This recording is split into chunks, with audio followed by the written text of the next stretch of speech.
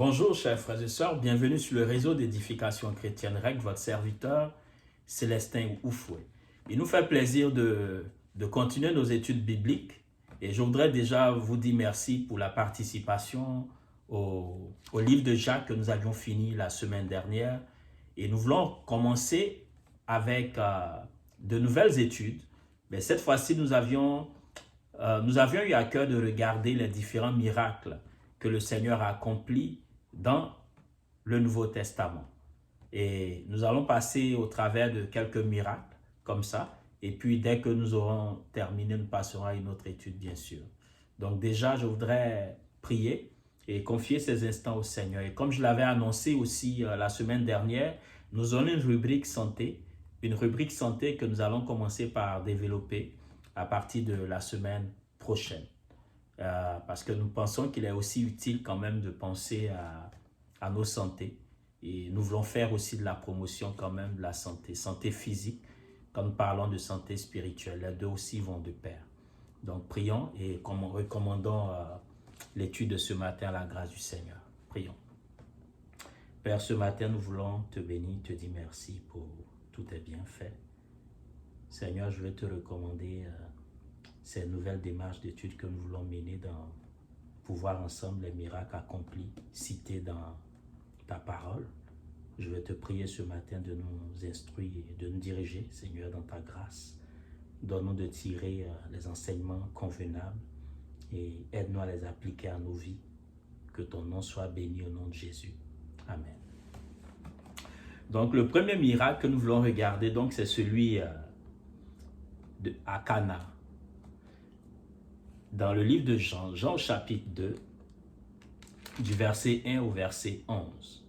Donc c'est les noces à Cana. Donc durant ces noces-là, le Seigneur va intervenir, il va accomplir donc un miracle. Quelles sont les leçons que nous pouvons tirer pour nous dans cette démarche que le Seigneur fait? Donc je vais faire la lecture. On nous dit, Jean chapitre 2, verset 1 à 11. 3 jours après, il y eut des noces à Cana, en Galilée. La mère de Jésus était là. Et Jésus fut aussi invité aux noces avec ses disciples. Le vin ayant manqué, la mère de Jésus lui dit, « Ils n'ont plus de vin. » Jésus lui répondit, « Femme, qu'y a-t-il entre moi et toi? Mon heure n'est pas encore venue. » Sa mère dit au serviteur, « Faites ce qu'il vous dira. » Or, il y avait là 6 vases de pierre destinés aux purifications des Juifs, et contenant chacun 2 ou 3 mesures. Jésus leur dit, remplissez d'eau ces vases, et il les remplit jusqu'au bord. Puisez maintenant, leur dit-il, et apportez-en à l'ordonnateur du repas. Et ils lui en apportèrent. Quand l'ordonnateur du repas eut goûté l'eau changée en vin, ne sachant d'où venait ce vin, tandis que les serviteurs qui avaient puisé l'eau le savaient bien, il appela l'époux. Et il lui dit, tout homme sert d'abord le bon vin, puis le moins bon, après qu'on s'est enivré. Toi, tu as gardé le bon vin jusqu'à présent. Tel fut à Cana, en Galilée, le premier des miracles que fit Jésus. Il manifesta sa gloire et ses disciples crurent en lui. Après cela, il descendit à Capernaum avec sa mère, ses frères et ses disciples, et il n'y demeurait que peu de jours. Amen. Donc, c'est ce miracle-là que nous allons regarder ensemble. C'est convenable que nous commençons donc par le premier miracle que le Seigneur a manifesté quand il a commencé son ministère. Lorsque nous lisons le passage, on nous dit 3 jours après. Je voudrais situer, on dit 3 jours après quoi? Au fait, 3 jours après avoir choisi ses disciples, parce que lorsqu'on lit le chapitre 1, on voit que le Seigneur il va rencontrer les personnes qu'il va appeler disciples, il va leur demander de le suivre. Et on nous dit au verset 50 du chapitre 1, Jésus lui répondit, « Parce que je t'ai dit que je t'ai vu sous le figuier, tu crois, tu verras de plus grandes choses que celles-ci. » Ici, il s'adressait donc à Nathanaël, quand il a appelé Nathanaël, parce qu'il avait décrit le cœur de Nathanaël. Alors Nathanaël a cru, donc Jésus lui dit cela. Et au verset 51, et il lui dit, en vérité, vous verrez désormais le ciel ouvert et les anges de Dieu monter et descendre au-dessus du Fils de l'homme. Donc les anges de Dieu montaient et descendent. Donc une façon de montrer effectivement que la manifestation de la puissance de Dieu sera là. Une façon de manifester l'approbation de Dieu sur les actions qui seront faites. Une façon de dire que Dieu répondra aux prières. Une façon de dire que les anges seront là pour apporter leur assistance dans ce ministère. Donc on dit 3 jours après cela, donc, il y eut des noces à Canaan en Galilée. Donc la mère de Jésus était là. La mère de Jésus était là. Pourquoi l'insistance de la mère de Jésus était là? Pour montrer effectivement que quelqu'un qui coûte cher à Jésus était là. Quelqu'un qui avait de la valeur aux yeux de Jésus était à cette noce-là. Donc quelqu'un à qui, probablement, il était difficile à Jésus de refuser des choses, était présent aussi à ces noces-là. On dit, et Jésus fut invité aux noces avec ses disciples. Donc, la mère de Jésus est là. Jésus est invité aux noces avec ses disciples. Donc, des disciples nouvellement recrutés. Donc, aussi sont avec Jésus aux noces. Et le verset 3, le vin ayant manqué, la mère de Jésus lui dit, ils n'ont plus de vin. Ils n'ont plus de vin. Donc, le vin manque et la mère de Jésus, étant invitée, étant là, constate aussi qu'il n'y a plus de vin. Alors, s'approchant de Jésus, va lui dire, mais ils n'ont plus de vin. Ils n'ont plus de vin. Mais pourquoi c'est vers Jésus qu'elle va? Il n'est pas l'organisateur. Il n'est pas l'ordonnateur du repas non plus. Il est un invité à ce mariage-là. Mais la mère de Jésus va lui dire, ils n'ont plus de vin. Donc, certainement, elle s'inquiétait aussi. Donc, elle partage donc son inquiétude avec son fils, Jésus. Elle partage la crainte de ce que va devenir l'organisation du mariage avec Jésus. Alors, Jésus lui répondit, « Femme, qu'y a-t-il entre moi et toi? Mon heure n'est pas encore venue. » Ici, lorsque Jésus s'adresse donc à sa mère, il va s'adresser à sa mère de façon particulière. « Femme, qu'y a-t-il entre toi et moi? » Donc, du coup, on voit une démarcation de la relation. Donc, Jésus va au-dessus de la relation, je dirais, familiale existant entre lui et sa mère. Il dit, « Femme, qu'y a-t-il entre toi et moi? » Et deuxièmement, il ajoute, « Mon heure n'est pas encore venue. » Donc, certainement, lorsque la mère de Jésus s'adresse à lui, pour elle, elle s'adresse simplement à son fils, espérant qu'il puisse agir, espérant qu'il puisse faire quelque chose. La question à se poser, est-ce qu'elle s'attendait à un miracle de Jésus? Est-ce qu'elle s'attendait à ce que Jésus intervienne de façon particulière? Mais notons que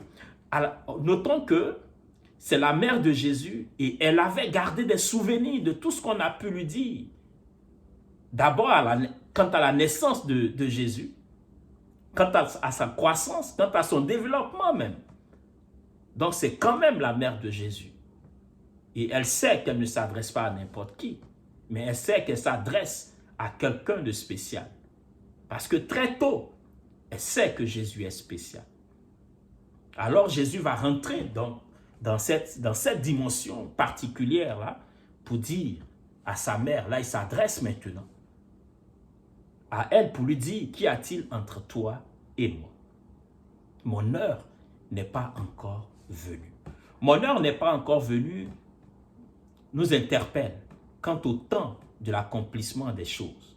Nous interpelle quant au temps déterminé pour la réalisation d'une chose. Chaque chose en son temps. Chaque chose en son temps. Sa mère dit au serviteur, faites ce qu'il vous dira. Amen. Donc ici, dans l'attitude de la mère de Jésus, on voit une femme de conviction. On voit une femme qui était déterminée, une femme de foi déjà. Déjà, elle dit, malgré la réponse de Jésus, elle prend des dispositions particulières. Elle dit au serviteur, faites ce qu'il vous dira. Pourquoi? Faites ce qu'il vous dira parce que cet homme est particulier. Faites ce qu'il vous dira parce que cet homme est spécial.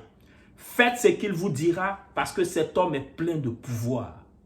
est plein de puissance. Faites ce qu'il vous dira. Ne vous obstinez pas. Donc une façon de dire, une façon de communiquer sa conviction aussi aux serviteurs. Faites ce qu'il vous dira. Obéissez. Donc là, elle appelle à l'obéissance des serviteurs, à la soumission des serviteurs, à ce que Jésus va leur dire. Jésus était un invité. Donc, les serviteurs n'étaient pas obligés, n'avaient pas l'obligation de suivre les instructions qu'il allait leur donner. Mais la mère, on nous dit la mère de Jésus était là. Donc, certainement qu'elle avait une part importante dans l'organisation du mariage, on ne sait pas. Parce qu'elle a eu écho très tôt que le vin manquait. Alors, elle va dire aux serviteurs, faites ce qu'il vous dira. Verset 6, or, il y avait là 6 vases de pierre destinés aux purifications des Juifs et contenant chacun deux ou 3 mesures. Donc Jésus leur dit, remplissez d'eau ces vases et il les remplit jusqu'au bord. Donc on voit que suite à cela, Jésus va donner des instructions aux serviteurs. Première démarche, il observe. Qu'est-ce qu'on observe? On observe qu'il y a des vases d'eau qui sont là. Jésus va leur dire, remplissez d'eau ces vases. Première démarche. Remplissez d'eau ces vases. Donc, Jésus va utiliser de l'eau simplement. Il dit, remplissez d'eau ces vases. Et il les remplit jusqu'au bord. Donc ici, on voit aussi l'obéissance des serviteurs, comme recommandé donc par la mère de Jésus. Deuxièmement, il dit, puisez maintenant. Leur dit-il, et apportez-en à l'ordonnateur du repas. Donc, il dit puiser. Première démarche, remplis d'eau ces vases. Deuxième démarche, puiser. Et dans la troisième démarche, apportez-en à l'ordonnateur des repas. Mais pourquoi Jésus demande qu'on apporte l'eau à l'ordonnateur des repas? Parce que c'est l'ordonnateur des repas qui va certifier la qualité du repas. C'est l'ordonnateur du repas qui va donner l'ordre que le repas soit distribué. C'est l'ordonnateur des repas qui a la supervision ou la gestion même de tout ce qui est repas, tout ce qui est boisson qui doit arriver. Alors, ils vont puiser de l'eau. Mais le rôle de l'ordonnateur des repas ici, c'était quoi? C'était d'attester que c'était du vrai vin. Non seulement du vrai vin, mais du bon vin. Du vin de qualité, ou pas. Alors Jésus ne va pas brûler les étapes. Non seulement il va agir, il va transformer l'eau en vin, mais pour attester cela, il va leur demander de passer par l'ordonnateur du repas. Le rôle capital de l'ordonnateur du repas ici était essentiel. Imaginons que Jésus avait dit, donnez cela à mes disciples. Mais ses disciples, ce sont des personnes qui sont venues avec lui, qu'ils connaissent bien, qui pouvaient trafiquer même. Quand je dis trafiquer ici, dire en réalité, mais oui, on boit du vin, mais en réalité, c'est peut-être pas du vin. Alors Jésus, pour attester son autorité et sa puissance, va dire, apportez-en à l'ordonnateur du repas. Alors, lorsque l'ordonnateur du repas va certifier cela, le vin pourra être distribué. Et on dit, quand l'ordonnateur du repas eut goûté l'eau changée en vin, ne sachant d'où venait ce vin, tandis que les serviteurs qui avaient puisé l'eau le savaient bien, il appela l'époux et lui dit, tout homme sert d'abord le bon vin, puis le moins bon après, qu'on s'est enivré. Toi, tu as gardé le bon vin jusqu'à présent. Amen. Miracle. L'eau changée en vin. L'ordonnateur du repas atteste que c'est du vin. Un, d'abord. Et deuxième, c'est du vin de meilleure qualité. Donc, on voit ici la transformation du vin, de l'eau en vin. Alors, il va donc s'approcher de l'époux pour lui dire, ben, qu'est-ce qui se passe? Dans les autres organisations, on sait toujours le bon vin d'abord. Quand tout le monde est ivre, on sait le mauvais vin. Mais toi, tu as fait le contraire. Tu as gardé le bon vin jusqu'à présent. Alors, quel enseignement l'on peut tirer? Tu as gardé le bon vin jusqu'à présent. Mais ce que je veux dire d'abord, Lorsque l'époux, lorsque le vin vient à manquer à cette cérémonie-là, des craintes commencent par monter. La mère de Jésus qui s'approche de Jésus s'inquiète. L'ordonnateur du repas est inquiet. Les organisateurs sont inquiets. Alors, le couple aussi est inquiet. Pourquoi? Parce que le vin vient à manquer à ce mariage-là. Le vin ici, il est symbolique du bonheur. Le vin ici, il est symbolique de la paix, de la tranquillité dans ce mariage-là. Il est le symbole de la joie dans ce mariage, de la bonté dans ce mariage-là, du bonheur dans ce mariage-là. Et le vin vient à manquer. Certainement que les murmures ont commencé par fuser, ça et là. Certainement que l'inquiétude a commencé par grandir dans les cœurs. L'angoisse a commencé à venir pour les mariés. Certainement que les chuchotements, ça et là, sont arrivés aux oreilles des mariés. Ah, quelque chose manque dans votre mariage. Alors, certainement que l'époux a commencé par s'inquiéter. L'épouse a commencé par s'inquiéter pour leurs invités. Quand le vin vient à manquer, comment devons-nous agir et comment faire? Mais la mère de Jésus était là. La précision était de taille. Elle connaissait Jésus. Elle savait qu'il était capable de faire quelque chose. Elle savait qu'il était capable d'intervenir.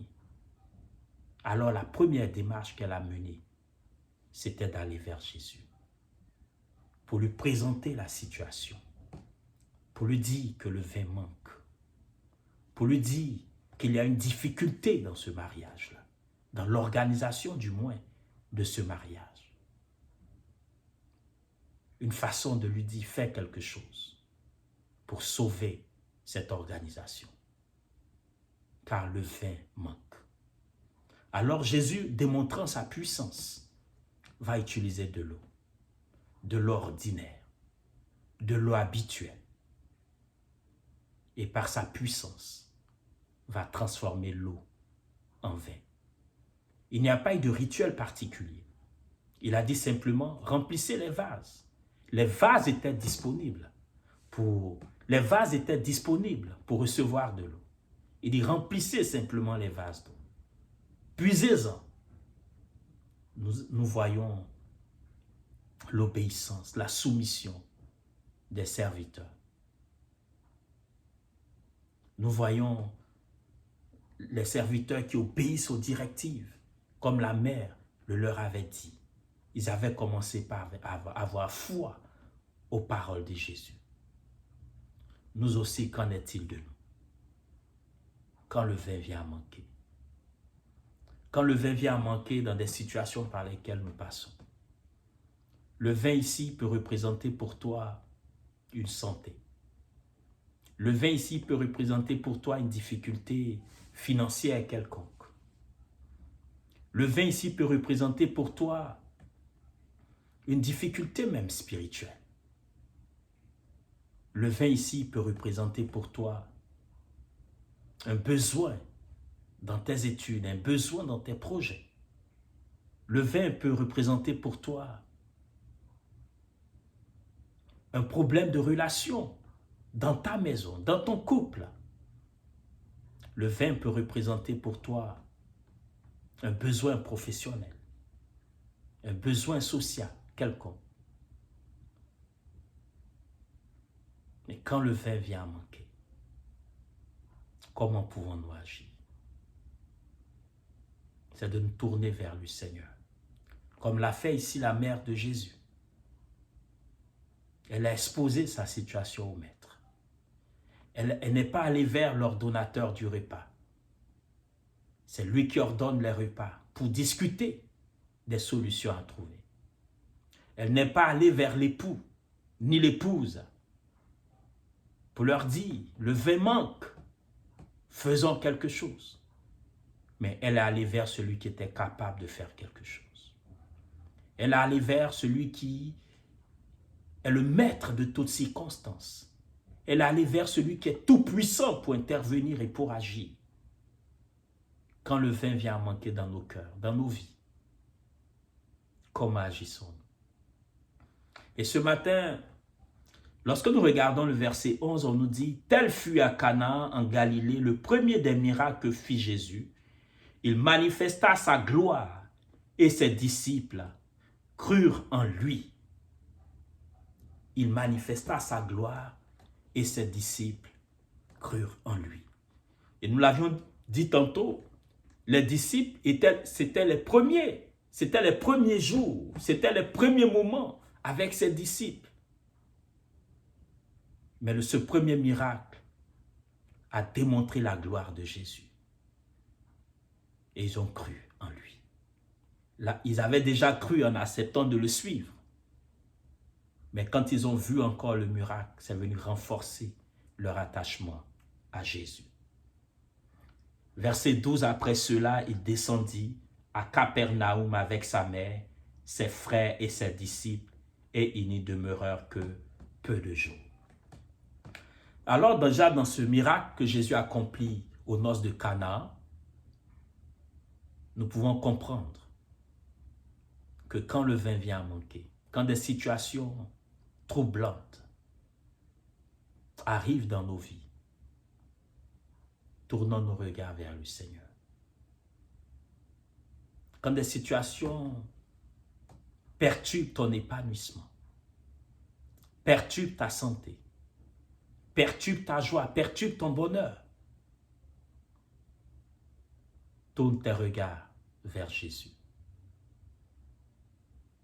Quand le vin vient à manquer dans ta maison, quand la joie vient à manquer dans ta maison, quand le bonheur vient à manquer dans ta maison, quand l'épanouissement vient à manquer dans tes relations, mais partout, tourne tes regards vers Jésus. Car il est capable de transformer l'eau en vin. Et il transforme l'eau en vin. Frères et sœurs, que Dieu nous bénisse, qu'il nous fasse beaucoup de bien et que sa paix demeure sur nos vies. Le transformateur de l'eau en vin est capable de t'écouter et de t'exaucer aussi. De changer ta situation. De changer ce vide que tu ressens en ce moment.